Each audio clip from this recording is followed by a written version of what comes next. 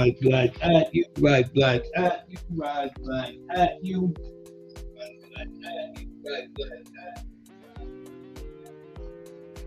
you. Okay, how's everyone today? I hope my sound is good. I hope the sound is my sound is good. Welcome to another show. Feel the Proud of For Real, hosted by your brother, Raheem the Dream, better known as Top Cat. I'm your host. I'm gonna have your co-host. I got a co-host gonna come in a minute here. Give me a second here. I'm gonna get my camera on. Just give me a second.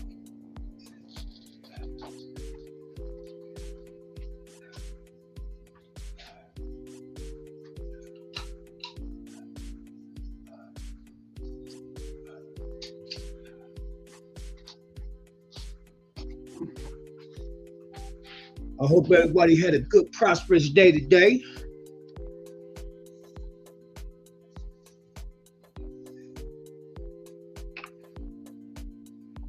And I hope my volume is good.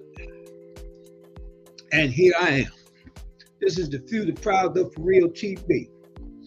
Okay? The topic for tonight is brothers and sisters. Expiration dates. Are they important? This is Miss Elliott's topic. I'm gonna get her in the building 1 minute here. I want to work with this screen just a little bit here. Let me give me a second here. Okay, there we go. I want to change that up just a little bit. Just want to change that up just a little bit. Okay, yeah, like I said, I hope everybody had a good, prosperous day. Give a shout out to the For Real team, to my brothers on the For Real, my brothers and sisters on the For Real team, and all my brothers and sisters around the world. If it's your first time coming to the channel, subscribe to the channel, subscribe and share. And hit that thumbs up for me. Thumb up the video, thumb up the video, thumb up the video. I'm gonna get my co-host in the building. Bear with me for a second. I'm gonna send this link to her so she can come on in, because this is her show tonight. And plus, we want to give people time to get into the building.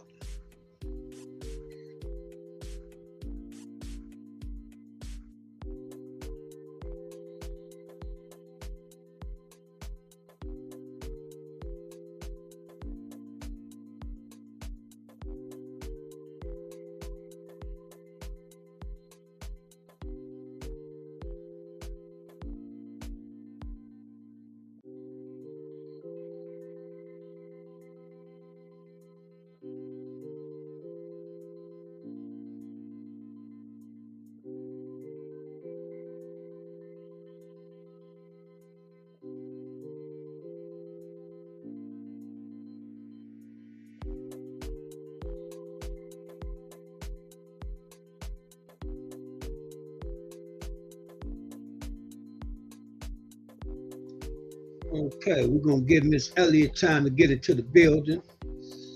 Until then, how's everyone doing today? So we got 3 people up in here. I hope these 3 people thumbed up the video. Hit that thumbs up for me. Thumb up the video, thumb up the video, thumb up the video. Thumb up the video. 1 thumbs up. I see 1 thumbs up. Okay, here's Miss Elliott. She's in the building. Okay. 1 second here. I'm gonna turn this music down, turn it back just a little bit. I think it's a little too loud myself. Can you hear that? Yep. Is that too loud? It's very faint. Okay, that's cool. Yeah. Okay, how are you today? I'm okay. How you doing? Unbelievable. Well, this is your topic. I'm gonna give you a full screen, and I'm gonna mute, and you can introduce yourself and let everybody know what you're gonna talk about tonight. Good evening, everyone. My name is Marietta Elliott, and I am the co-host tonight. And I chose the topic of the expiration dates because they are very important, and I'm going to kind of tie that into a lot of different things because we only think of expiration dates for shelf life. So I actually did look up a definition for shelf life just for the fact of saying I did that. Not just my definition. But hold on one second here. Okay, so shelf life is a period of time during which material as hold food. up, Uh-huh. hold up, one second. I would say don't go into your presentation. Let's give people a little time to get into the building. Oh, okay. Wouldn't you say? I mean, that's what I would say. Give people time to get into the building. Okay. You only been on like, let's say 7 minutes. Mm-hmm. I was saying just give yourself an introduction. You understand what I'm saying? Telling people what you're going to talk about before you go into your introduction. Well, yeah, this was all part of the introduction. But anyway. Oh, okay. My fault then. My fault. Go ahead then. My fault. My fault. Go ahead. Yeah, because once I did the definitions, then I was going to talk about the other stuff. Then we could take it into the next level. Okay, so anyways, getting back to shelf life, it's a period of time during which material as a food or a drug may be stored and remain suitable for use.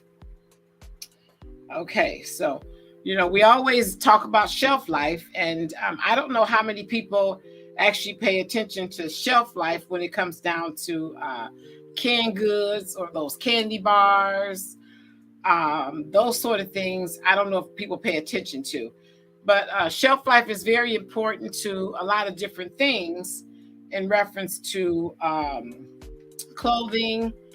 It comes from the manufacturer, the purchaser buys it, then they mark up the price, and they have X amount of time, which is the shelf life, to sell these articles. And if they don't sell these articles, then here comes the sale.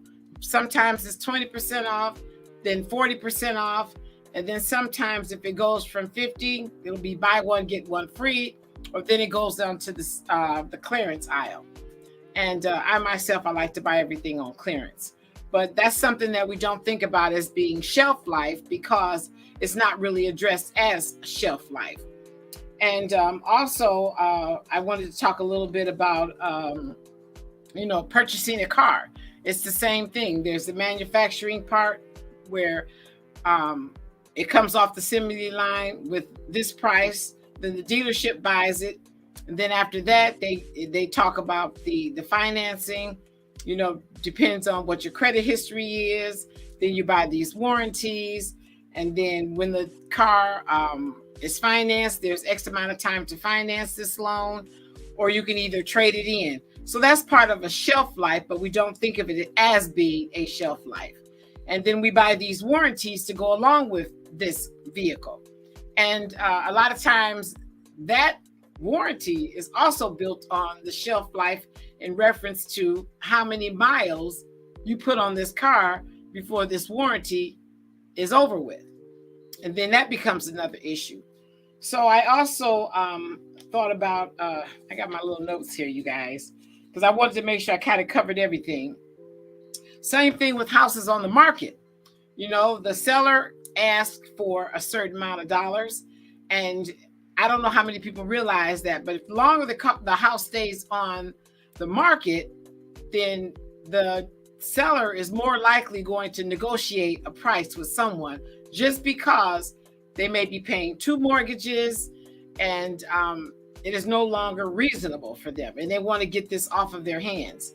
So then they will start to negotiate a second price because that shelf life has expired. So once you purchase this home, there's the homeowner's insurance, and You get the homeowner's insurance, then you get your light bill, your gas bill, your water and your sewer. And all these things have an expiration date because they go month to month. And if you don't pay them month to month like you need to pay them, they will threaten to shut you off. And the insurance company won't shut you off. They will go to the mortgage company and ask them to pay the insurance. And when they take on the insurance, they'll hike that insurance up. They'll make you pay for that as well. So that insurance has expired and now it's in someone else's hands. So those are other examples of shelf life, meaning that if you don't keep up your end of the bargain, it's an over with deal.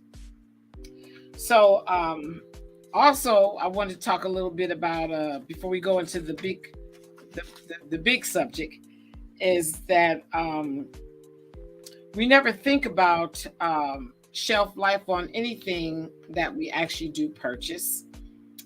We have a shelf life in reference to how long we're going to work. We might say we're going to work till we get to be this age. And sometimes the plan does not go as we planned. We end up having to leave that job a lot sooner because of a lot of different reasons. Even if it's all down to the company was sold and now they're closing, or they're just laying off because production is low. You know, all of those are part of shelf life. And we don't look at that. And I want us to be more conscious about, you know, these shelf lives and things that, you know, we look at and we say, oh, well, this is going to expire. We won't purchase it in reference to food. But we don't think about the fruits and vegetables. But they put those on sale as well once the shelf life is over with, so that they can move that product out of there quickly. And so now the other definition that I wanted to get into is, hold on one second. Sorry, I have to read this, but I've got to learn how to get this stuff and put it on my screen. And I'm going to be working on that this week. Expiration. So there are a lot of things that can fall under the category of expiration. But the expiration that I am referencing to is the end of expiration. There is a slight inflation in the lungs, meaning that that person's life is over. You've heard people say they've taken their last breath. And if you've been with anybody that has passed away in your presence, you will notice how they tend to do a bit of an exhale, and then they do, an inhale, and then they do a bit of an exhale. And typically that doesn't necessarily mean that's the end of life. They typically will take the probe and run it on your wrist or on your neck to see if they could pick up an actual heartbeat. That makes the determination when you have totally expired. It's that last breath, but it's also that last heartbeat. So those are the things that I wanted to talk about because when it comes down to human life, and this is for the guys and this is for the girls, we don't think about our expiration time. And we all know that we are born, and there are some people who believe that, you know, there's an appointed time for all of us to leave here.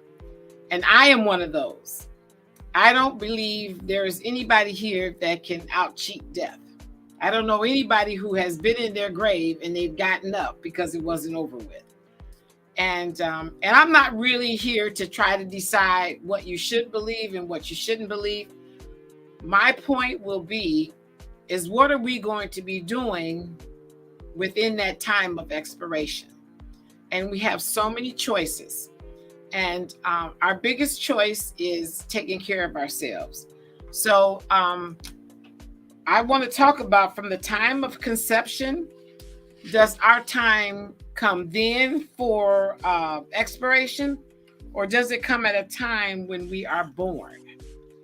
That is the stuff that I'd like to kind of talk about, and I hope there are some people out there that's going to give me their opinion on how they think life goes.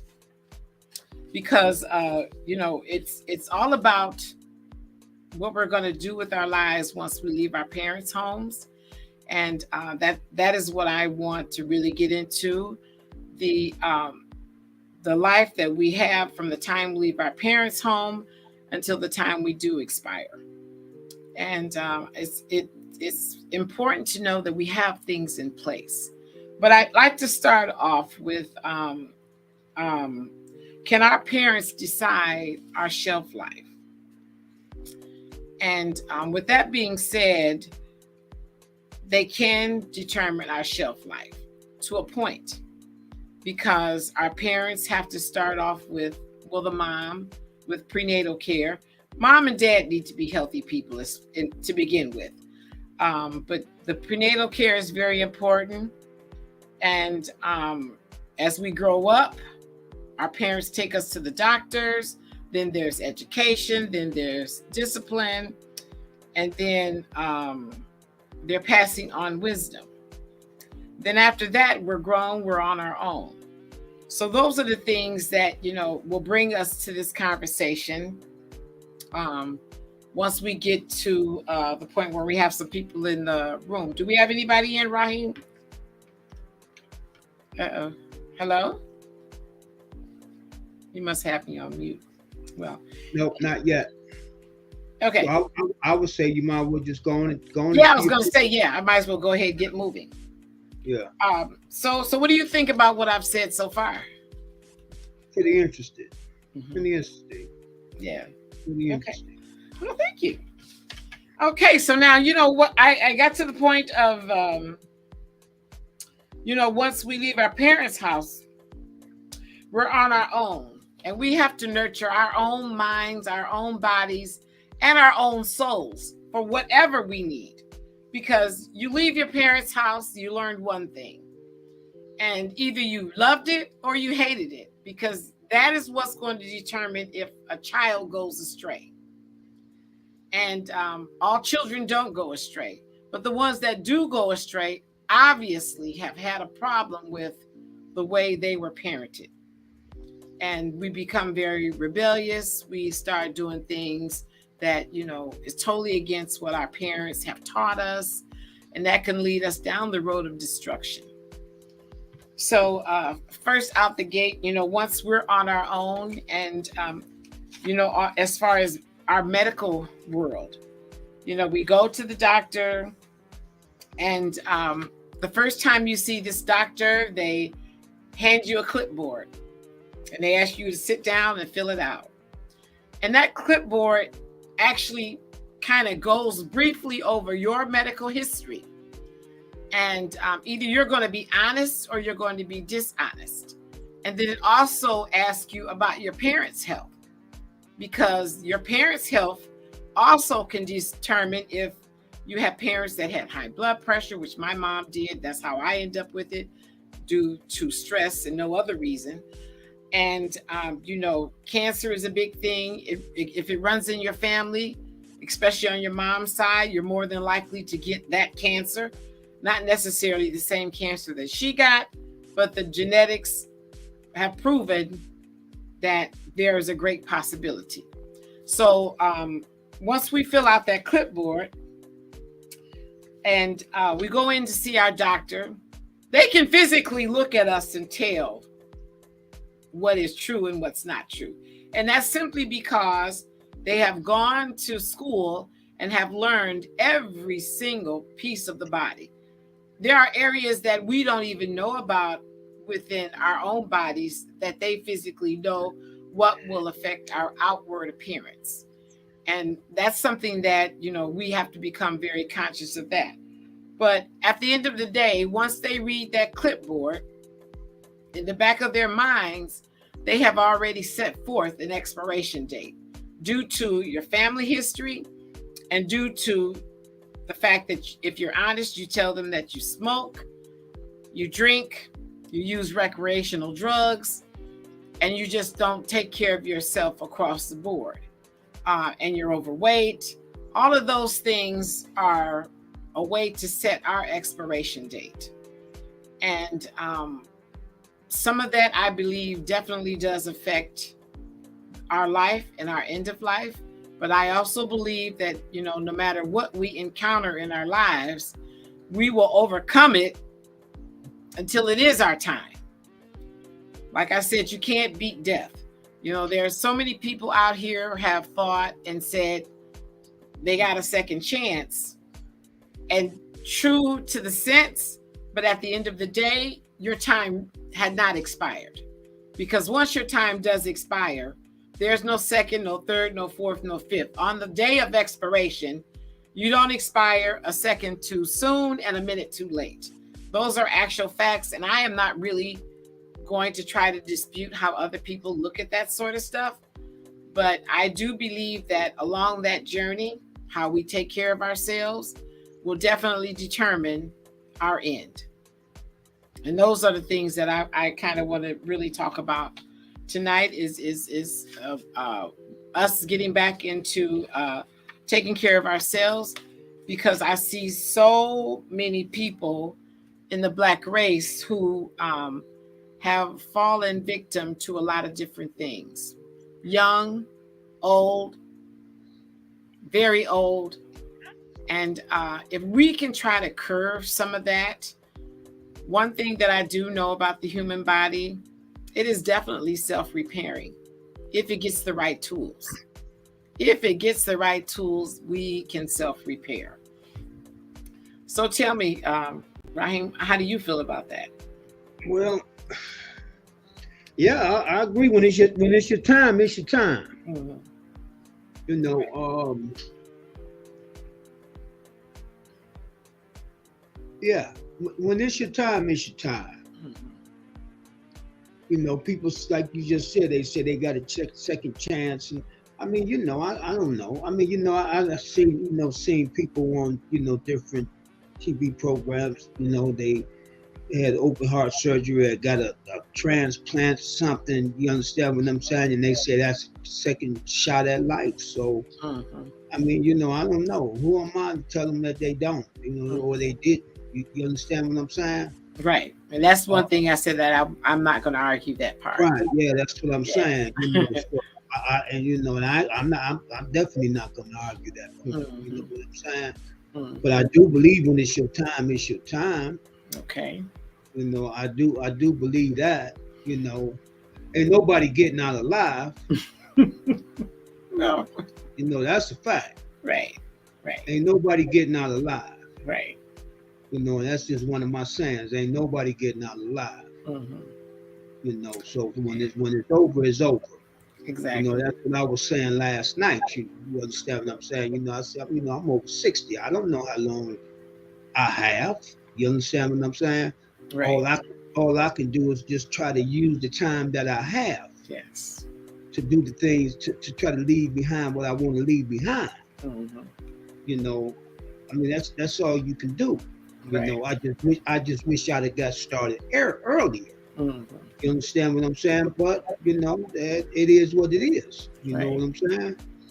You know, you just got to take advantage of the time that you have now. That's all you can do, because you can't go back. No. You can say coulda, shoulda, woulda, and all that. It still ain't gonna change nothing. Right. You know, so all you can do is just try to value the time that you have and try to do something with the time that you have now. That's why I really don't try to let too much time just waste. Right. I try to do something with my time.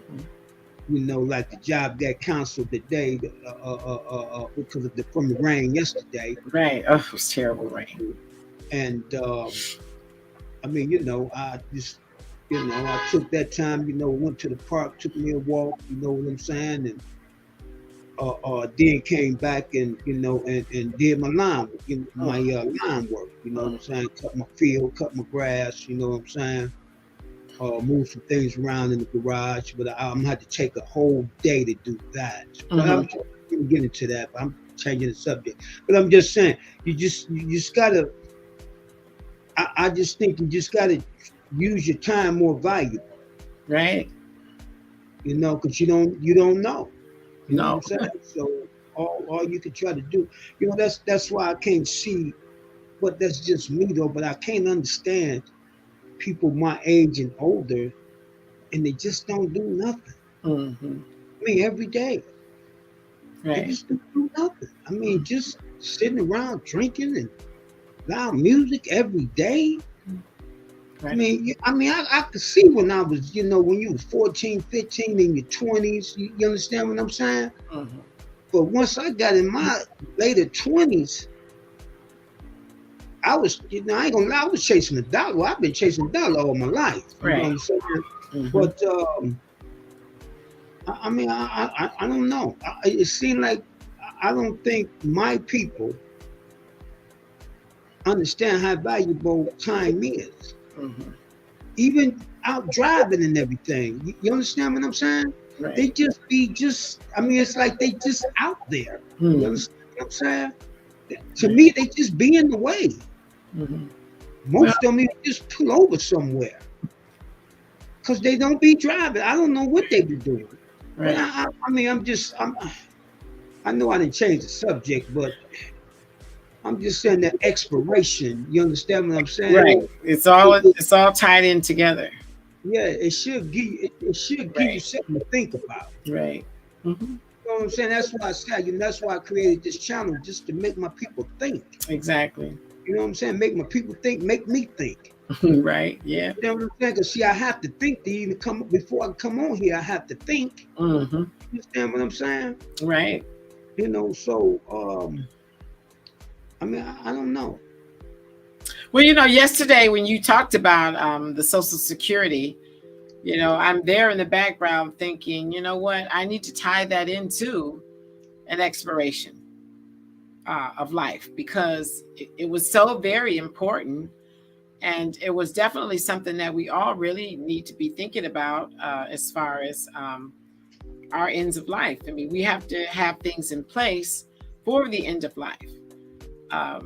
We don't, interestingly enough, a lot of times, when it comes down to our health, we actually know what we need to do. And I want to promote people to do what they need to do, because it's important. Whoever is smoking, or they're heavily drinking, using recreational drugs, or are a few pounds overweight, I want us to all start to think about our care in the end. Because I am a caregiver, and being a caregiver, and I've been a caregiver since I was 17. I was in, and then I got out and started my own business, and now I'm back in it. But, our health along the way affects our family. And that is another point that I want to get across to us, is that, we don't realize how, whatever shape we're in, most people end up needing some sort of care at the end of life.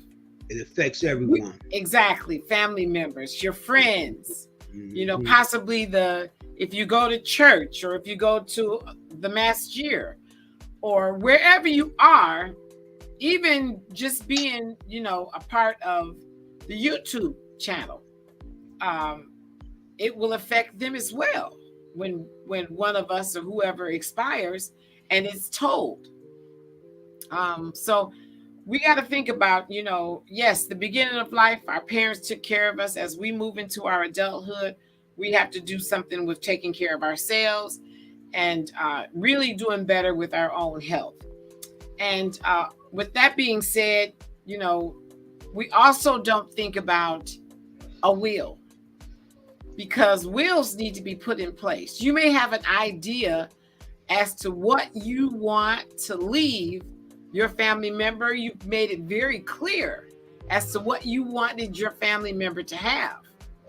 But if there is nothing in writing, the state will make a decision, particularly if there is debt, a lot of debt. And if you have enough assets to settle your debt, that's exactly what will happen. So we don't think about having a will. And, some people don't believe in life insurance. And I think that life insurance definitely has its perks. Because, excuse me, when it comes down to us passing on our expiration, somebody is going to need to put us away. Or we could easily say to our family members, turn us over to the state, and they'll put us in Pottersfield without a cost. But most people want something done, even if it's a memorial. A memorial costs money. No one's going to just foot the whole bill. Particularly, family members have to get together and delegate or ask or do something to make this memorial a success. And if there was a bit of life insurance, then you could be specific about when I pass away. Hypothetically, if this is a $100,000 life insurance policy, you want to delegate this for your last day as far as being put into the ground. Because you're not going to be just thrown in the ground. You got to have some sort of a casket. And those are the things that will cost, even if it's in Pottersfield. It may be like $250. Don't quote me. I don't know. But there is always a cost to even dig the hole to put you in there.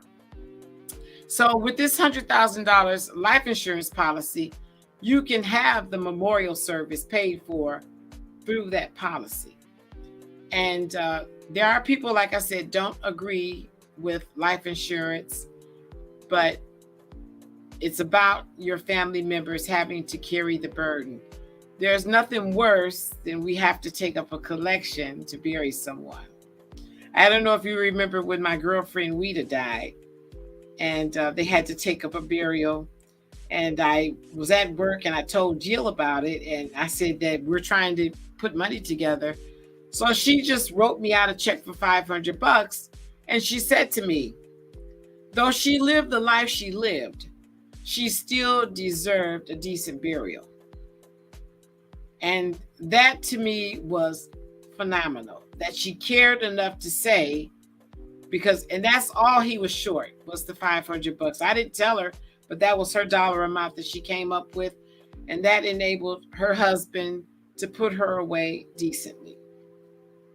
And it's nothing worse than we have to go out and take a collection. That's a burden that we put on our families. That should not be. Even if it's a small policy, it's only fair. We got these young people out here being killed in the streets. A lot of them don't have life insurance policies. And our parents need to have these things in place. My mom had it. I'm sure your parents had a policy on you when you were young. Mm-hmm. And my mom had a will for us when we were babies.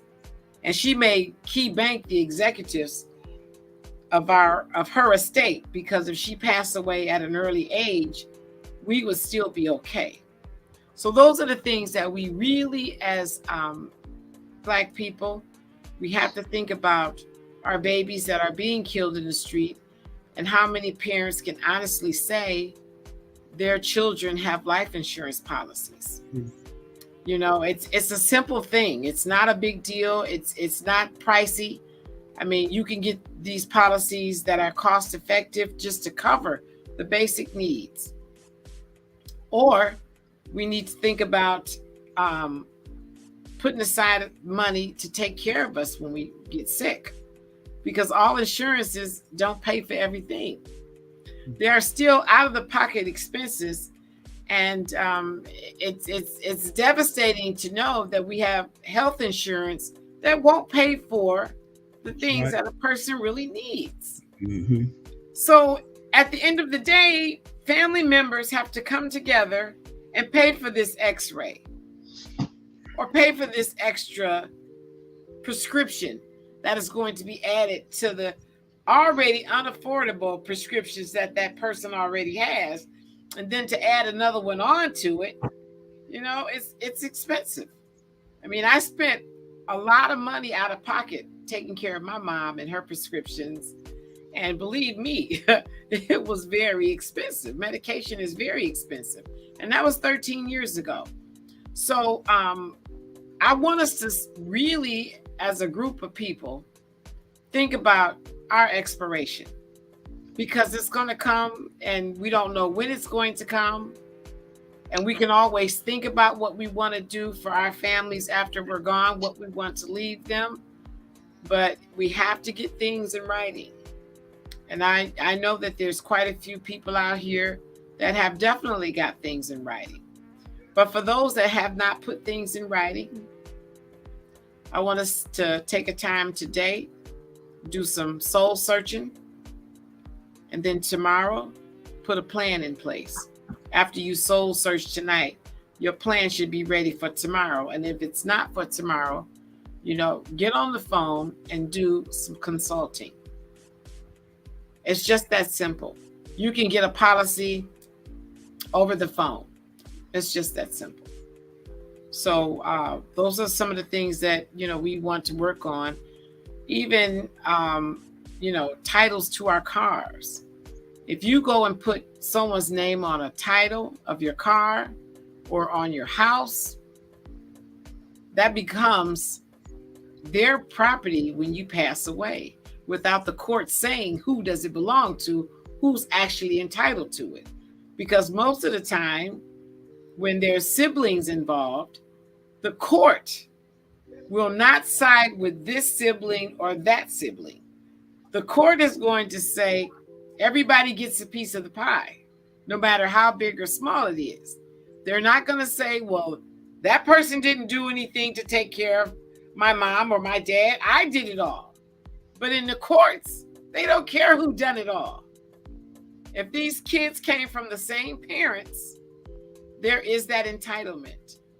And that is something that we as Black people, I don't know how many people realize that, but for those that don't realize that, I would love for someone to take some time out and talk to their parents, talk to their children, be very clear about, what you want.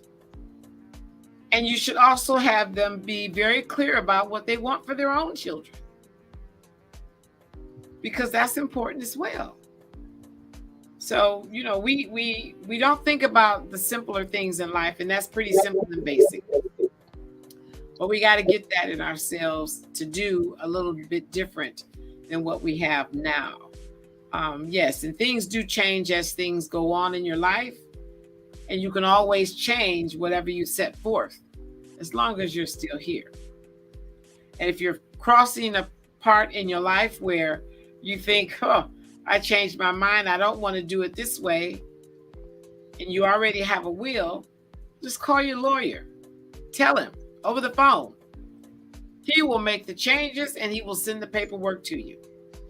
It's just that simple. So at our point of expiration, I want us as a group to figure out, what we can do differently before we do expire. Before we expire, because that's very important. So, what do you think? Yeah, I mean, you need to have things in place, Yes. I have a policy on my grandson, Mhm. you know what I'm saying? I have a policy on me, Right. because, we as a people, 9 times out of 10, man, we don't leave shit behind. You understand what I'm saying?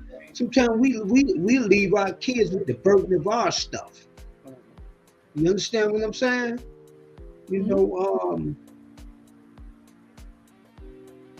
I mean, we can leave them. I don't even want to get into it, but I'm just saying,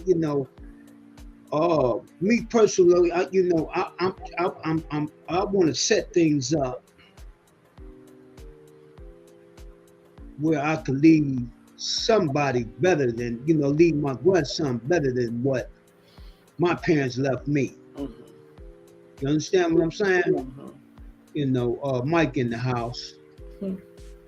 Oh, hey, Mike. Great topic, Queen. Thank you. There's something to think about, most definitely. Yeah.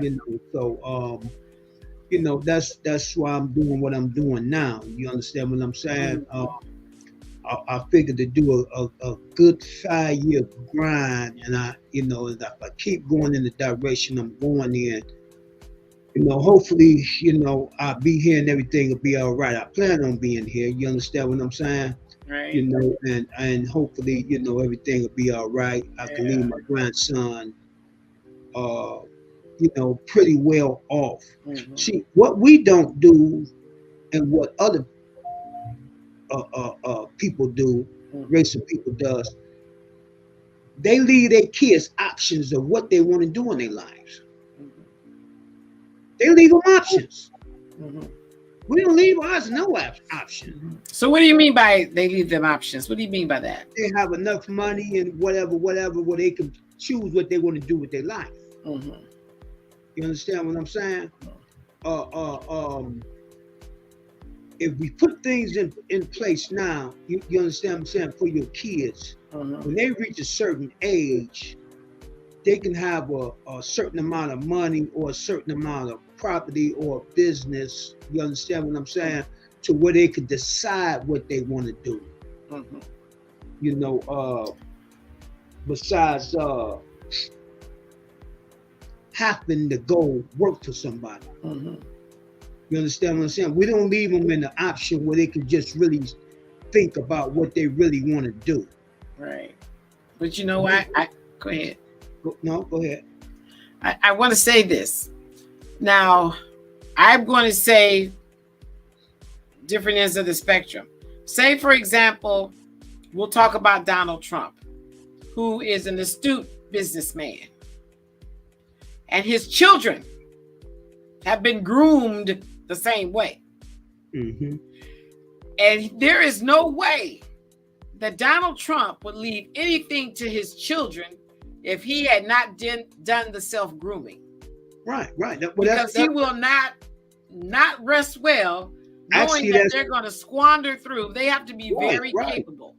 Yeah. But I'm pretty much saying that same thing.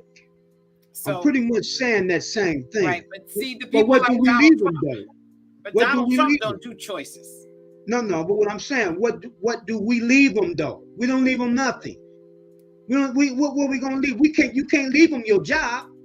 No, but I'm saying I got what you're saying, but what I want you to understand is what we as a people. Mm-hmm. We can't do what Donald Trump did. Mm-hmm. Or how they do, and that's what I'm speaking about. Mm-hmm. Mm-hmm. You understand what I'm saying? But we can groom our children.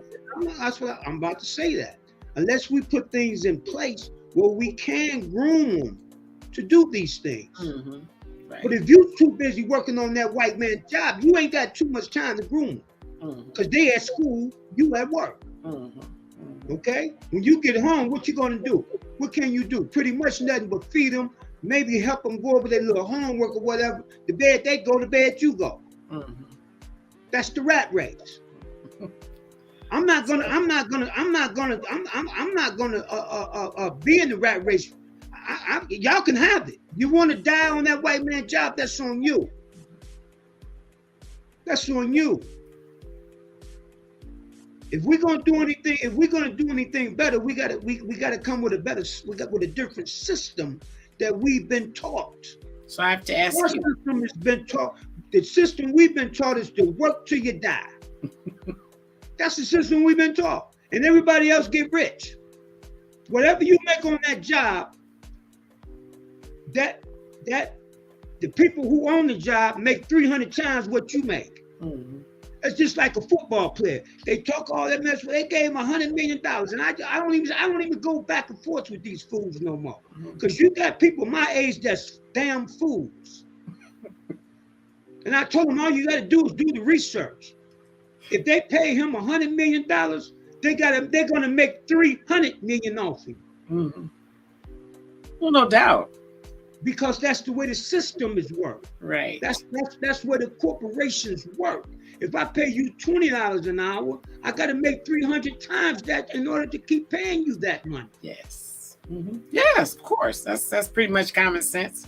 Okay, now, so do you want your child to be the $20 an hour, or do you want your child to be the one that owns the company paying the $20 an hour? Right. That's what I'm saying. Okay, so I have a question. Go ahead. Would it be okay for that black child to die on the black man's job? If that black man is teaching that child something, though, that's the difference. So he can go and stay on his job, though. You're saying? No, Okay. no, I'm not saying that. I said, is he teaching him? Well, that's what I'm saying. With all that, Right. yeah. Is he teaching? You understand what I'm saying? Mhm. Is he is he teaching that young child Mhm. the whole system of the system? Mhm. You Yeah, understand what because I'm saying? typically when you go to work, they show you what needs to happen on the job. But they just show you that, and that's it though. No, I'm I'm saying talking on the about black whole- jobs, the No, black I'm man's just saying, job. I'm Yeah. saying the whole system. Mhm. You understand? I'm talking about the whole system. Right. So that's just like when I started working with Mr. Black, I was his assistant. Right. On and on and on and on. Mhm. Then I got my own chair. Okay. You see what I'm saying? Then he started having me to do other things. Then he had me in the office showing me paperwork. This how you do this. This how you got to do this. Because if you can't do this, you're not going to get this. Right. And such and such. This how I deal with the banks. Mhm. Because at that time it was a bank next to us. Okay. He trying to buy the bank out. That's right. He trying to buy the bank out. That's what I'm talking about. And he bought them out. And moved them out. And bought the building and moved them out. Okay, I like that. You see I what didn't I'm know saying? that. Yeah. Mm-hmm. And then on the other side was a cleaning store. Okay. He bought the whole block and moved all of that out. Okay. He let the cleaning store stay there for a minute because it was a brother. Mm-hmm. And he told me that's the only reason why I'm letting him stay, because he's a brother. Mm-hmm. He said, so I'm gonna let him stay. You understand what I'm saying? For another 2-3 years, but I let him know after that lease is up, he's gonna have to go. So he needs to be finding him a spot. Mm-hmm.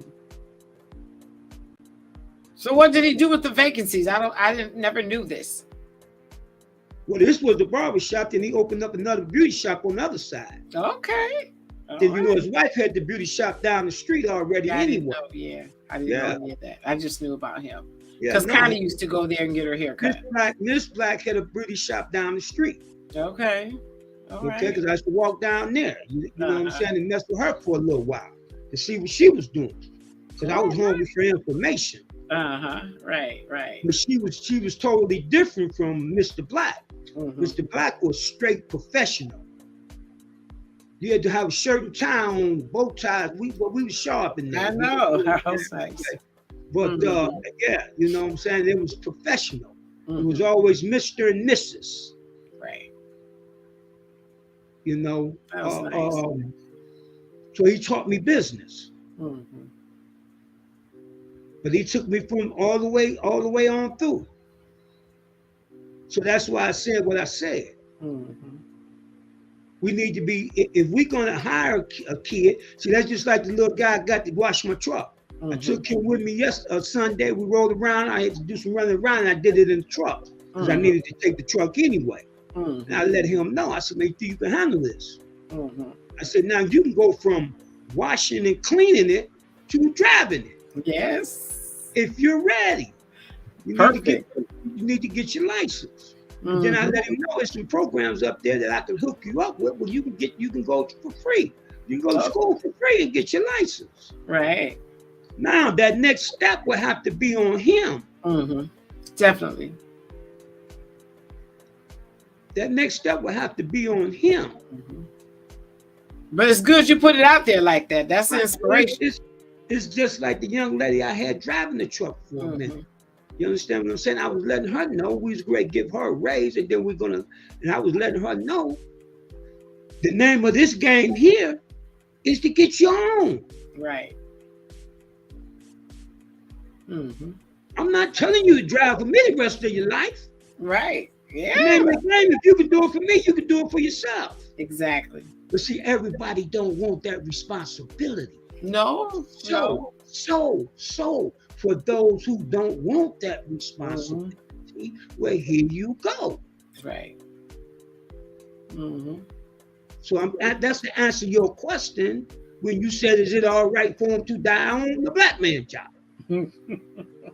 Okay. I just had to ask. The way I look at that, if someone young come to say my job, my company or whatever, I feel like it's my duty to start them here and bring them on up. Yes. On up. Give them you got to get it all, but you can't give it all to them at one time. They can't handle it. Right. Well, that's because I didn't get it all at one time. Yeah, well, that's how it goes. That's how it should go. You understand? Right. Mm-hmm. Okay. Definitely. That's all. Yeah. Yeah. I don't think you should die on nobody's job. Right. If I'm gonna die on a job, I want it to be my own. Well, of course. I want it to be my company that I die on. Yes, and that's the name of the Okay. Okay, Mike says that's great, Top. You showed him and not just telling him. Yes. Yeah, that's why I took the truck. Mm-hmm. I could have went and made my runs and made it back before he even got here. Right. But he got the feel of it and everything. That's what you need. What I'm saying is that I could have did what I needed to do. Yeah. Before he even got here. Right. But you let him get the feel of it. And I waited for him to come so I could take him with me. Yeah. That's definitely inspiration. To try to give him the motivation. Mm-hmm. To try to give him the motivation. Yes. Because the young man will work. Mm-hmm. Because he be telling me, "School, just go on in the house, man. I got it going in the house." He be like, well, that's nice. He's on his way. Yeah, he be like, "Man, go on in the house. He is well on his way." Yeah, he said, "Man, I'll call you when I'm done with it, man. Go on in the house." He you know, because he be like, "Man, put that down. Go on in the house." Yeah, he well on his way. Yeah, so you know, I like that. Yeah. Yeah, that's beautiful. I definitely can appreciate that. Definitely. Yeah, so I mean, you know, I mean, like you said about life insurance is very important. See, me, once I get my money the way I want it flowing, I plan on try to take out me, man, a $500,000, $1 million in insurance. You understand what I'm saying? So when I go, you know what I'm saying, they're good. Mm-hmm. Now, if you blew it, that's on you. I can't come back and make another one for you. Well, you can get that now. It's not that costly. Yeah, but I as of right now, no. It's not really that costly, but it'll take away from what I'm trying to do right now. Mm-hmm. Right now, I got something in place. Mm-hmm. Yeah. You understand what I'm saying? In case something happens. Right, and that's a good thing. Yeah, something. You have to have something. Yeah, I got some, you know what I'm saying? But eventually, yeah, I want to hire me 2-3 big ones, mm-hmm. so they can be well off. Mm-hmm. You understand what I'm saying? I just hope they don't just go and blow it on tennis shoes and. well, you know, and see, and that is our fault. It's for not teaching that to our children. Not teaching them. Not we teaching have done that. I got you. I agree with you 100%. Right, and the one thing when it comes down to the white man and money, they don't believe in Jordan tennis shoes. Mm-hmm. They don't mm-hmm. believe in all that mm-hmm. designer stuff for their kids. They're shopping at Walmart, you know, the pretty basic stuff. Mm-hmm. Because they know that it's going to be a waste. It's going to expire. They're going to grow out of it. So rather than take and spend $500,000 on junk, they'll take that $500,000 and put it away for their future, mm-hmm. and not touch it. That's right. There you go. In fact, some of them do it from the time they're born. From the start. They set aside the money right then and there at birth. Yeah. And for every child that's born. And they're thinking, you know, whatever needs to happen for this kid is already paid for. Right. And that's something that, you know, they have that mindset to do it. Yeah, because see, when my grandson was born, before I had got, when I had got knocked, you know, I had money put away. Mm-hmm. But the feds told me, you better get, if they find something I didn't give up, you understand what I'm saying? They'd be to see me, and you definitely going to do that time. You understand what I'm saying? So I had to end up giving up that money. You understand what I'm saying? You know, but that's the way it go. You dig what I'm saying? Because of the way that I had got it. You understand what I'm saying? You know, yeah, but I had, you know, but you know, what can I say? You know, so all you can do now is just try to do what you can do now. Right. That's And that is the reason why I talked about, the shelf life and, how that whole process transpires. Because it's all about getting prepared for the next. Right. The next road. Yeah. Okay? Yeah. Fashion is only for a time. But we have to teach our kids. See, our kids is not. See, we was not taught about money. Mm-hmm. You understand what I'm saying? Right. We don't learn about it in school. Mm-hmm. Our parents only thing they really knew about money was paying bills. Right.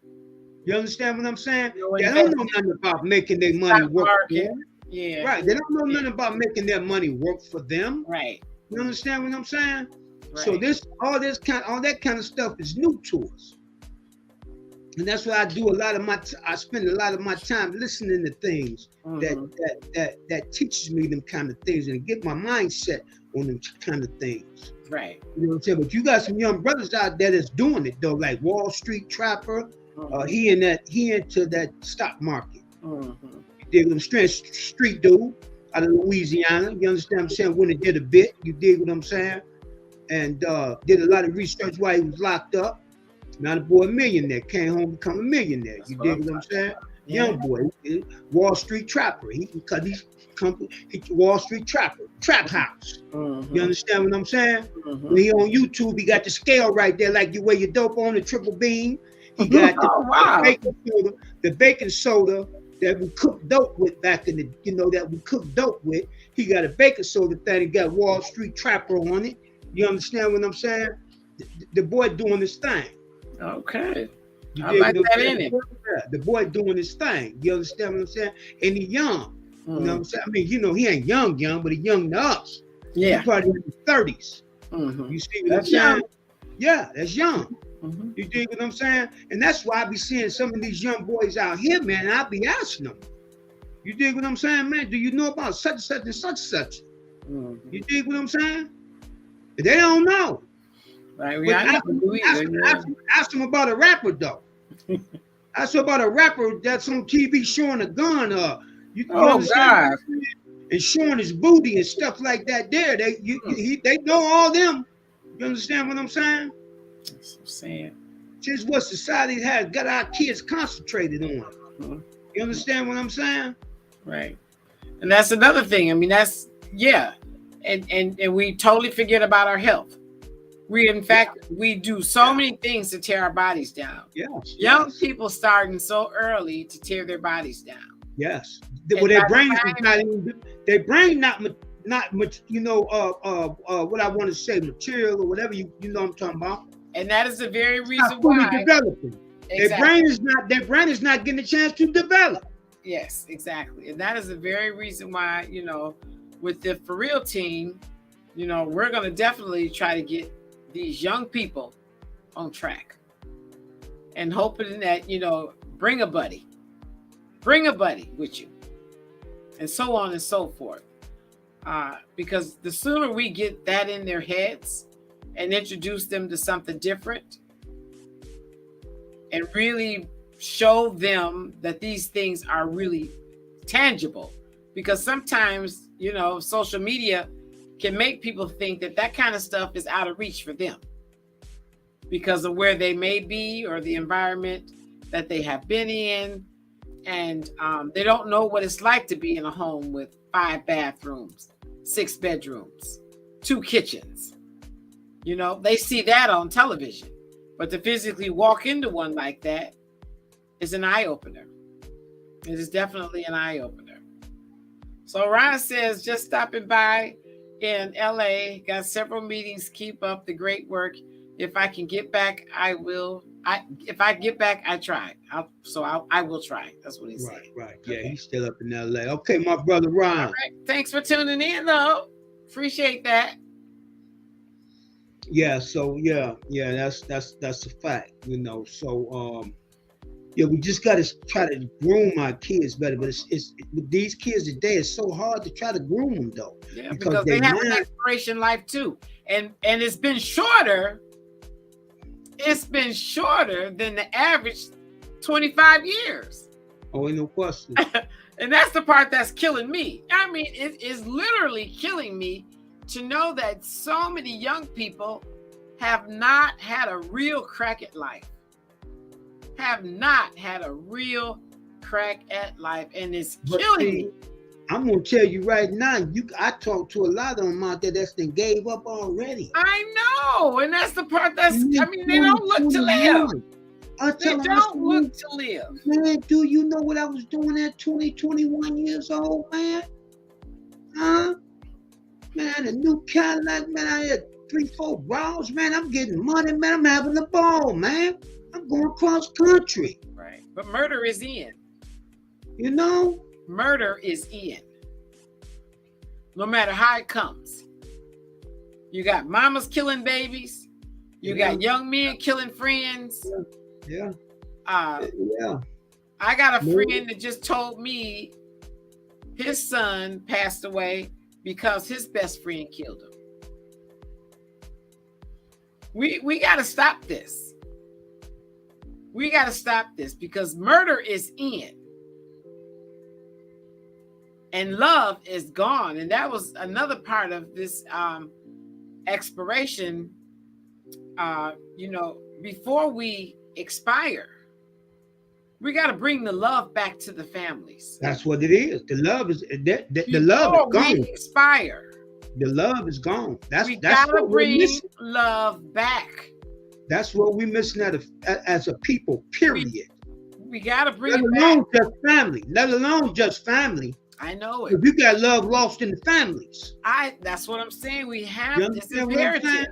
Yeah. It is imperative because if you have love for one another, more than likely you want prosperity for that person.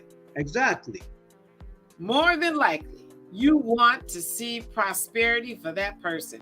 Even if that person is a drug addict. Mm-hmm. If you love them, you want to see them clean their act up. Right. That's right. And you will be there for that person until they do clean their act up. That's a true act of love. People who have gone on to prison, you love your child, your friend, your cousin, your uncle. You'll stay in touch with them. You'll write them. If they're local, you'll visit them. Keep money on their books for them. So that way they can still feel like they're going to be loved when they get home. That you just didn't send them away because, we all have made our fair share of mistakes. But love turns us around. Love will turn us around, and we got to get turned around before our expiration time because it's done. You can't change anything on your deathbed. Yeah. You can't change anything once you're on your deathbed. That's a fact. I went by to see my cousin Mont. He had a stroke. And again? Yeah. And oh man. His mouth is twisted. He can barely talk. You can barely understand him. He lost a lot of weight. You know what I'm saying? He in the bed and he's still talking about, I'm doing me. I'm gonna do me. I'm like, man, let me tell you something, man. Oh my. You doing you is killing everybody else. I said, that's what you need to think about. I said, you doing you. I told him, I said, man, it's okay. It's all right for you to do you. But if you trying to kill yourself, that pistol you carry everywhere with you, why don't you just go on and use it and get it over with? Instead of punishing us with you. Because that's what you're doing. You, by you doing you, you're doing us too. And that's what I was just talking about. Care. Right. Yeah, that's family having to care. Right. You're doing us too, man. Oh my. Yes. You're doing us too. I said, what part of that don't you understand? Yeah. And I told my other cousin, man, y'all better not be over there giving him nothing to drink. Oh no. I said, man, y'all better not be giving him nothing to drink. Yeah. I don't care what he say. Don't give him nothing to drink. He wants something to drink, give him some water. Mm-hmm. He can't get up and beat you up. Wow. Oh. Give him some water. Yeah. Yeah, so I went by that Saturday and talked to him. You know what I'm saying? I just told him, I said, man, look here, man, you got to stop it, man. Mm-hmm. Stop talking about doing you. Right. You're doing us too. Mm-hmm. Yeah, that's why I made that statement earlier, because what we do in our lives will affect our family members, our friends, and that's, we got to get more conscious of that. Exactly. That's why I'm doing this today. It's because we need to bring the awareness to the forefront. Right. See, because people are not thinking. Yeah, I done been there where you think you're only doing it to you. Yeah. You see what I'm saying? You think when you go to joints, your people in the joint with you.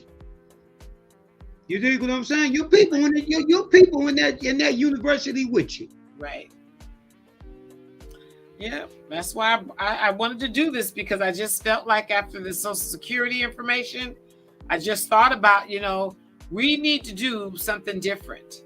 And, and sometimes wording can make you do something different. That's why I chose to use the shelf life. And that's why I chose to use expiration. Because maybe that might get someone out there thinking about, wow, that is true. That is very true. Everything has a shelf life, including us. Mm-hmm. Including us. And that is the very reason why I wanted to do this, because I feel like if you put it in a different way, it might make people really think about might hit home. Their circumstances. Yeah, might hit home. Yeah. Because we're all aware of the end of life. Yeah. But it's the process in between. But how serious are you taking it? But how serious are you taking it? Right. You see what I'm saying? Yeah. How serious? Because see, if you look around you, you'll think you're pretty much thinking nobody taking it seriously. Especially the ones that I see. All they think about is really pretty much partying every day. Right. Not weekends. That's why I was telling you, not weekends, every day. I know you made me tell about Friday. Yeah, every day. The one thing that I also have to put out there is that there are people in this world who are absolutely comfortable with their lifestyle, meaning that if they've been on welfare all their lives, they are okay with being on welfare at this age. If they have been an alcoholic since they were 7, 8, 9 years old, and now they're 60 years old, clearly that has become their comfort zone, and they're more codependent now than they've ever been, because they've lived their whole life with alcohol. And when you start taking them off of that alcohol, then the body starts to deteriorate. That's right. That's right. Right. No question about it. Yes. It's being off it is abnormal. Yes. Your body. I've been there. I've been through that. It's so funny. I looked at a Dr. G, and I love watching her show. And it was about this young lady who has always been a drug addict. She's always been an alcoholic. And she had a problem with her pancreas. And so she decided that she wasn't going to eat because she was throwing up everything. And that's what your pancreas will do to you. But anyway, long story short, she had gone to her brother's house, and her brother always kept a room for her when she wanted to come home and clean up and get herself together. So he got ready to leave to go to work. He went into her room. She was unresponsive. And anyways, long story short, Dr. G did the autopsy, and they were trying to figure out, did she actually OD? She actually passed away because of the lack of alcohol. Her brain started sending some crazy messages, and they were firing in all kind of different directions. And she had a stroke, a massive stroke, because her body could not figure out, where's the alcohol? Where's the alcohol? And the mind just literally went crazy with trying to compensate for it. And that's how she passed away. Yeah, well, that's why they have places for you to detox. Yeah. Well, see, he just thought she wasn't feeling I good. know. No, He had no idea that right. that's what, I got you. because she did stop the drinking for that Yeah. time. She Yeah. didn't even know herself Right. that Right. not drinking was going to cause her to go into Because this, the body didn't had it all that time. exactly. So Yeah. The body yeah, didn't and have so it all that that's time. how I think people get into their Yeah. comfort zone. If they've done it all their lives, they're now afraid to let go of it. Yeah. Yeah. Because Been letting go of it means reality. What am I Been going to there. do? What have I Yeah. done my whole life? It Listen. become I very had depressing. you have to learn how to do everything all over again. You know what I'm saying? Clean. Yeah. You understand what I'm saying? I can remember trying to dance the first time I had really got clean. Mm-hmm. I had to learn how to dance all over again because I always danced high since junior high school, really elementary school. Oh, boy. You understand? When I danced, we always was at a party or something, so we smoking at a party. Yes, Lord. You understand? We never really danced sober because when we were sober, we was in school or something. Okay. Oh, yes. You know what I'm saying? I know how that went. Yeah. Yeah, but I'm just saying. Then once I got clean, I was all beat dancing. Mm-hmm. I had to learn all over again. Right. Yeah. I had to learn a lot of things all over again, sober. Mm-hmm. As I call it, being clean. Right. Right. See what I'm saying? Clean. Right. I had to learn a lot of stuff over again because it felt funny. Right. Very different. Right, because it was abnormal for me. Out of your comfort zone. Exactly. Wow. To me, in my mind, I was at my best when I was high. Yeah. So you thought. So I thought. Now I have something. I have a better time clean than I ever did when I was getting high. Absolutely. Absolutely. I have more fun at a party now watching the fools have a fool at the food table. It's just like I don't know what. And that is the truth. You get more in tune with your environment. Right. And I have more fun. That's right. But another thing, I can remember the fun I had. Exactly. You see what I'm saying? Right. You didn't have a blackout. I can't remember nothing I did. Man, you did this. You didn't have a blackout. Yeah, you know what I'm saying? I had plenty of them. Right. You understand what I'm saying? I had plenty of them wake up in jail. Right. Oh. You know what I'm saying? The only thing I hope I ain't killed nobody. Yes, right. I just hope I ain't killed nobody. Right. That's what I used to say. I just hope I ain't killed nobody. You've come a mighty long ways. I'm so proud of you. I'm just saying, I used to wake up and say, proud of you. Man, I done woke up with my hands handcuffed behind my feet, behind my back, connected to my feet, to my ankles. I'm on the floor sideways. And I wake up like that. Damn. Because I was fighting the police. That's what they told me. Out of control. Cracked me in the head with the flashlight. He said, man, I hit your head with the flashlight. You still kept coming.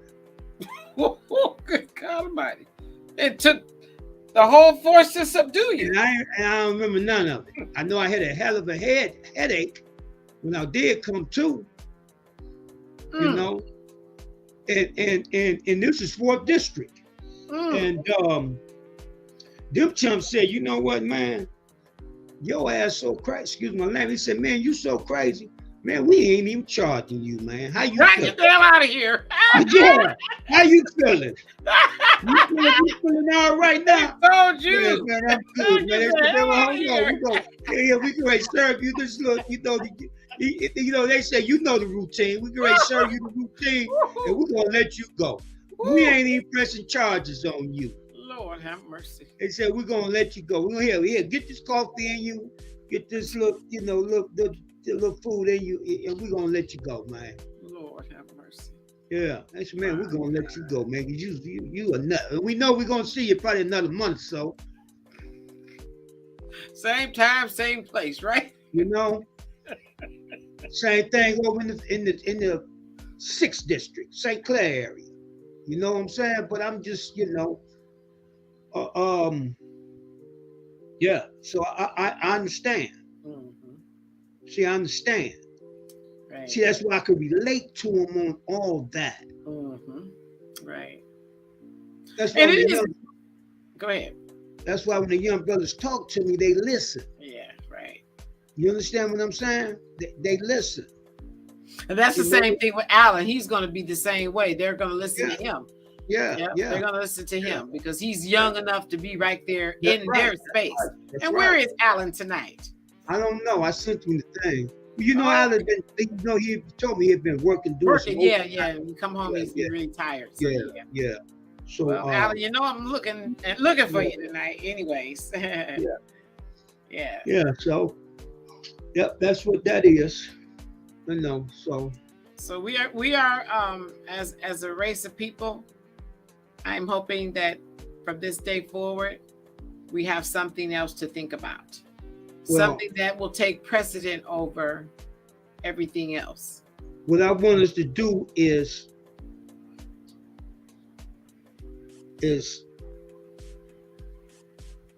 put some things in place. You understand what I'm saying? Once we get the For Real team going, I plan on getting a band with the For Real team logo on it, and man, I will go out and get a gang of them lames off the corner. Get your young ass. Get your butt in this. Come here, man. Let me show you something, man. Get in here. You did so well tonight, honey. Yeah. Get in here, man. Let me show you. Come on, man. I'm gonna take you. I want to show you something. I ain't trying to kidnap you. You see, I already got somebody in here anyway. You see the name of the company on the side and a phone number. Yeah. Call your mom and tell you you're getting in here. Yeah. You understand what I'm saying? I'm gonna take you, show you something. You know what I'm saying? We gonna have to do something. But see, it's only gonna be it's the only way it's gonna be done is gonna take somebody like me and some other people like me that's not afraid.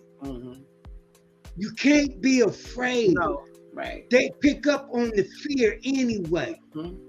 They pick up on the fear. That's how they know who to get and who not to get. Yeah. Well, that's the nature of the beast. I get out of here. I be everywhere. I get out of gas stations. I be everywhere. That's the nature of the beast. Some of them don't even look my way. They don't even look my way. You know what I'm saying? And then the ones that do, what's happening, little brothers? You dig what I'm saying? I always try to holler at them. If I just say, what's happening, little brothers, to keep it moving. Right. Because you're now becoming a familiar face, and they need that. Unless they give me something after that. If they give me something after that, then I got you now. In my mind, I got you now. Now I'm about to lock you down for about 5 or 10 minutes. Now I'm finna lock you down for about 5 or 10 minutes. Right. You see what I'm saying? The once I drop that love on, the next time they see me, school, what's going on? Man, remember what you saying? Such. Yeah, then I finish. Give them some more. In other words, you want to try to get the ones that want to listen. Right. They ain't got to listen for a long time because you don't want to hold them for a long time. Because a lot of them out there hustling. So you'll be surprised. You got some young guys out there that's taking care of the household. I know. They feeding their little brothers and little sisters. Yes. Yeah, some haven't seen their parents in days. That's it.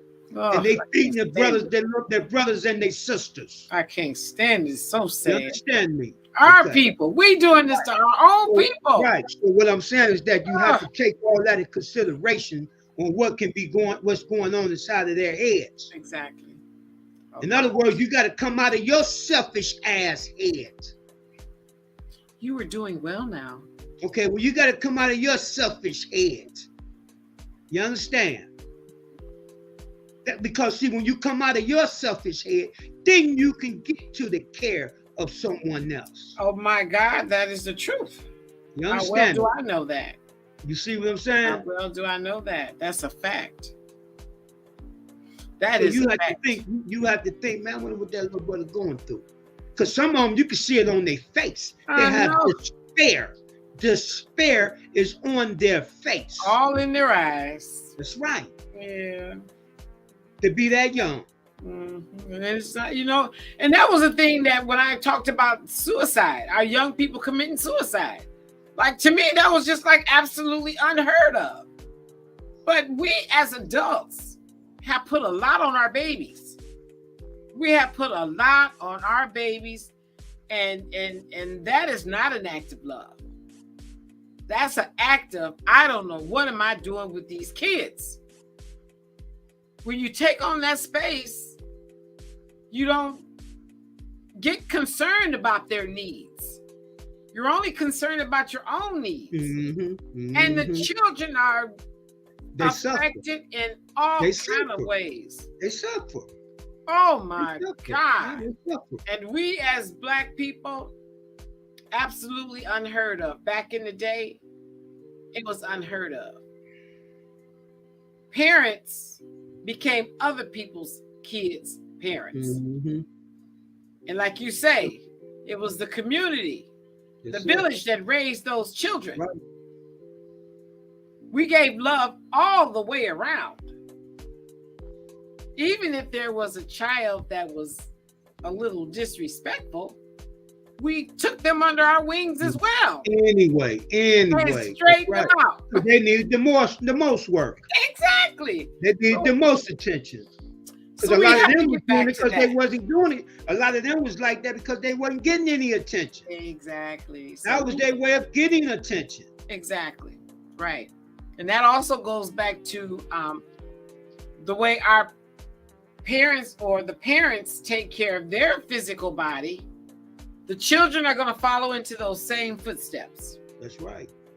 And that's another thing that we got to get conscious about. You know, granted, we all are overweight, but at the end of the day, we need to incorporate better health for ourselves to set the example for our children. Just because I'm chunky doesn't mean I have to have 10 chunky kids. You see what I'm saying? That is something that you find, and we need to make sure we learn how to curb that behavior for them. For them. We need to get involved with our own health. So that they can realize the way we're taking care of ourselves is no good and we're trying to fix it. So that way they'll do the same thing for their own selves. I don't know if this is a trend going with these young folks, man, with these young folks way overweight, man, with all these shorts on, with all this stuff hanging out from under them, man. What is that a new style? I mean, is that supposed to be just being comfortable with who you are? Or that's what? Right. That's why I was saying, you know, they're pushing being comfortable within your skin. But that means you're opening up the door. 1,000 pounds. I know it, but that's opening up the door to these women in a 2-piece bathing suit and all the cellulite and all the rolls. Man, I seen the young girl, man, and that's the way it is now. I see a bunch of them, and they just, I mean, man, they like, hey, Fat Albert. You understand what I'm saying? But they got on these shorts. With the shorts so short, they almost they're going around. They thigh way up here. It's to disappear. Like they ain't got none on, and all this is hanging out and gut and I mean back fat and fat hanging off the back. Right. But see, and you want to walk around showing that. But see, that is all a part of being comfortable in your skin. You're gonna die. You ain't gonna be in no skin in a little while. You're just gonna be over with. What do you mean? As when the expiration comes, yes. But this is the whole thing in a nutshell. You know, if we bring back, healthy. I know, we have to bring back pride. We have to bring back dignity. We have to bring back self-respect. Okay? Yeah, because that's the thing of the past. Because those are things that are unheard of. All that you just said is the thing of the past. Yes. Just and like that I say, is part of the thing of the past. And that is part of the reason why people are letting themselves go. Because there's no pride, there's no dignity, and there's no self-respect. And if you don't have that for yourself, it is not going to be given to you, and you can't teach it to someone else. See what they did? They used that Lizzo broad to push that. Well, there are some heavy wrestlers, female wrestlers. There are. So, obesity has been around forever. They got the Shumu wrestlers. Obesity has been around forever. But not like it is now. And you remember that? Do you remember that black man that was so overweight they had to cut the side of his house out to get him out of there after he passed away? You don't remember him? Oh, that was a very, very, very long time ago, and he was always on the news. I mean, he was like a fad. Everything that went on in his world was advertised on TV. So obesity has been talked about for a long time. But yeah, it's just on stage now, or different stage. That's what I'm saying. See, now that's what I'm. That's on a different stage. It's on a different platform. That's the point that I'm trying to. It's been there. I know. No, but that's the point is that's the point I'm trying to get you. Right, but it's what I just said. Yeah, it's being promoted now. Yeah, you understand? Right. Well, like I said, that you know they're promoting it in a different way. It's always been promoted because that's why I was telling you. They even had a show that used to come on TV in reference to overweight people. And I can't even remember the name of that. I don't know if it was Big Beautiful Dolls or something. Long before they got on the stage in the music industry. And if you go back and do some research on the history of obesity, you'll see it. It just wasn't on the stage in the music industry. Right, I understand that. That's what I'm saying now. I'm telling you where it's at now. Right, yeah. So it's been out there. I'm talking about where it's at now. It's on the main stage now, is what I'm saying. Yeah, it's out there now. Yeah. That's what I'm saying. It just went from regular TV. What I'm trying to tell you is that when it get there, it make the kids think that it's okay. Mm-hmm. That's my main point. Well, I want to say this. Children who live in a household with obese parents and they're obese, they already think it's okay. They already think it's okay. But they can't when they leave out the house. Yeah, yes, they do. I mean, because they gotta. A child can love their mom so much. Hold on, but them kids got to be ridiculed at school and stuff like that. So they know it ain't okay. Well, other kids let them know that it ain't okay. I know, but kids they get ridiculed at school and everything. They've done you it. You see what I'm saying? Okay. That's what I'm saying. You get ridiculed at school and everything else. You understand what I'm saying? Even us, even guys my age, we'll see each other and say, man, you better tighten that gut up. You know what I'm saying? Man, you got your, man, come on, man, we're getting man. We'll say, man, we're getting man boobs and shit, man. We got to do something, man. You see what I'm saying? Because we came from an era to where our bodies really meant something. Yeah. Well, see, that's that pride and dignity. Right. We had 6-packs and cut up and you understand your muscle shirts? Right. You dig what I'm saying? Wore our shirts with no t-shirt on because we wanted to show our 6-packs. Well, not anymore. You dig what I'm saying? Not anymore, right? We showing fat packs now. We showing fat packs.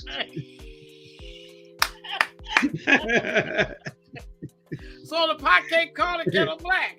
Say, don't have it all up front. Yeah. You went from a 6-pack to a belly roll. So yeah, we but believe it or not, we in a little bit better shape than some of these young boys. Yeah. A lot of these young boys, because they can't move like we move. They can't. I let them know. No question. I let them know y'all ain't made like the way we was made. Well, no, not at all. You understand what I'm saying? Y'all wasn't made like we was made. Right. And you know what? Back in the day, our food was natural. There was not all these preservatives. Right. And that's all that stuff brings on bad health. That's it. Because the body don't know what to do with it. Right. Well, the body don't know what to do with all some of that stuff that they put in this stuff here. The body don't know what to do with it because it's a foreign thing. It's foreign. That's why the body don't know how to react to it. That's why we gain weight. The body says, I don't know what this is. Let's put this away. Right. Oh, we can use this. Let's burn it. Oh, what is that? Put it away. And then the pounds come on and on and on and on. Right, yeah. So yeah, we gotta get ourselves into a good space before our expiration date. That's right. And especially since we don't know when our shelf life is over with, we are the only people, well, human beings, people have an opportunity to change what can happen in their lives as they go through life before their expiration time is. Even if it's at age 25 or 30, we do have enough knowledge to change things. As a child, we don't have that much knowledge because we're with our parents. But once we get 19, 20, and we're moved out on our own, the ball is in our court. And that's something that I'm trying to stress is that, before we expire, though it's not planned, we still can travel on a good road. Right. Travel on a good road. All right. Well, let's get ready to shut this down. We've been on here an hour and a half. Okay. I'm going to give you a full screen and you can close us on out. All right. Well, I'd like to say thank you to everybody who did tune in. Don't forget to thumb up the video. I thumbed mine up before I got in. And, I'm hoping that the ones that may have just been out there paying attention and listening in, and I hope that there are people out there that did pay attention, didn't tune in, but I gave them something to think about. I always want to try to gently give people something to think about. And I always try to, say, well, okay, here's our opportunity today to make some changes and realize she's right. We need to have some things in order. We need to see about making preparations for our death. Not just because we know we're going to die, but we are leaving our children behind. We may have a mortgage. We may have a car. And those are things that, why should we have to donate that stuff to the state? Why do we have to donate it to the state when all we have to do is put things in place now so that they don't get donated to the state to pay off a debt? That's what's important here. And we want to live well before our expiration. We want us to have a good shelf life until we do expire. And I want everybody, that's out there that's paying attention to the For Real team and coming in and tuning in with, Raheem's channel. I'm hoping that we always are giving you guys something to think about, something to talk about, and something to share. And hoping that you guys are going to want to become a part of what we're doing, because we are making our moves and we are going to make things happen. It's just about, continuing to try to organize. And once we've gotten our stuff organized like it's supposed to be, because we want to be organized to the point where we will not have any glitches in the system or setbacks due to our errors. Nothing's perfect, but we want to dot our cross our T's and dot our I's. Yes. So thank you, everybody. Mike says peace and black power. Thank you, Mike, for tuning in. Have a great night. And for everybody else out there, I'm sure my sister may have been able to tune in tonight. She's actually out of town, but maybe she took a moment to pick up her phone to take a look at what we're doing tonight. And hopefully somebody will say, yeah, she's right. Let's get our things in order. Let's take better care of ourselves. Let's think about our end of life and who's going to care for us because we're so sick. Because we're all not going to be so fortunate to just drop dead or be killed in a car accident or, murdered in the street. Sometimes we stay here a while before it's over with. And that's the part that I worry about. So you guys have a great night. And like I said, thank you again for tuning in. Definitely appreciate my audience. And make sure you subscribe to the channel for those that are new viewers, because we're looking for people to come aboard with us. And we will see you tomorrow. Have a great night, everybody. Thank you. All right. Peace and black power. Peace and black power. Sound like I was echoing that for a minute. Not on my end. Oh, okay. Yeah, yeah. So okay, all right. Well, there you go. I think this was a good one tonight. Thank you.